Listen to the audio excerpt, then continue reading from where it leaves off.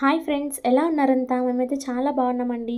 ఈరోజైతే నేను మీకు చలవ పాయసం ఎలా చేసుకోవాలో చూపించబోతున్నాను. ఇదైతే సమ్మర్ స్పెషల్ అండి. ఈ పాయసంలో పెసరపప్పు, గోధుమ రవ్వ వేయడమే స్పెషల్ అండి. సో మనమైతే ప్రాసెస్ అయితే స్టార్ట్ చేసేద్దాము. ఫస్ట్ అయితే మనం కొంచెం సేమియా తీసుకొని దాంట్లోకి కొంచెం నెయ్యి వేసేసి సేమియానైతే బాగా వేయించుకోవాలండి. మనము ఈ ప్రాసెస్ అంతా కొంచెం స్లో ఫ్లేమ్‌లోనే చేయాలండి. మంట ఎక్కువ పెడితే సేమియా అనేది మాడిపోతుంది. సో, మనం సేమియా అంతా కొంచెం బ్రౌన్ కలర్‌గా టర్న్ అయ్యే వరకు మనమైతే వేయించుకోవాలి. ఇలాగా చూపిస్తున్న విధంగా వస్తే చాలండి. ఎక్కువైతే వేగబల్లేదు.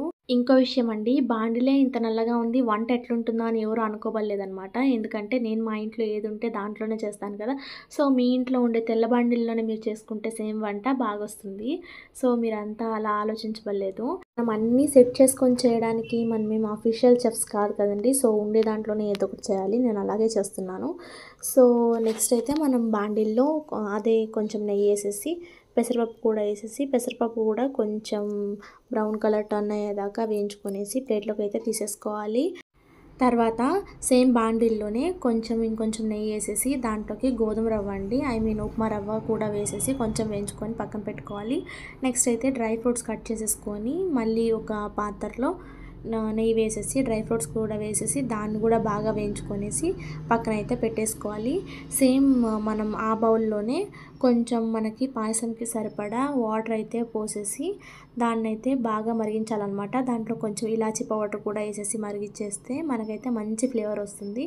నెక్స్ట్ నీళ్లు మరుగుతున్నప్పుడు మనము వేయించుకున్న పెసరపప్పు అయితే నీళ్ళల్లోకి అయితే వేసేయాలండి. ఫస్ట్ పెసరపప్పు వేసి అది కొంచెం ఉడికిన తర్వాత మనము వేయించుకున్న రవ్వ కూడా దాంట్లోకి వేసేయాలండి. రవ్వ ఉంట కట్టకుండా మనం కలుపుతూ వేసుకున్నట్లయితే పాయసంలోకి బాగా కలుస్తుంది.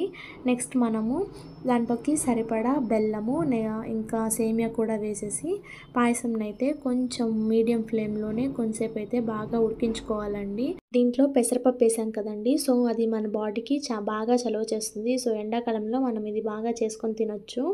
నెక్స్ట్ ఇంకా కొంచెం గట్టి పడేటప్పటికి మనము వేయించుకున్న డ్రై ఫ్రూట్స్ ఇంకా పాలు కూడా వేసేసి మనమైతే పాయసం అయితే కొంచెం ఉడికించాలి.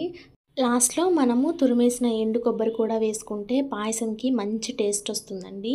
సో ఇంకా మనకు కావాలంటే ఇంకొన్ని పాలు వేసుకోవచ్చు. మాకైతే స్వీట్ అంతా సరిపోయేలాగా మేమైతే ప్రిపేర్ చేసుకున్నాము. సో ఇంకేం పాలు వేయట్లేదనమాట. ఫైనల్గా పెసరపప్పు రవ్వ పాయసం అయితే రెడీ అయిపోయిందండి.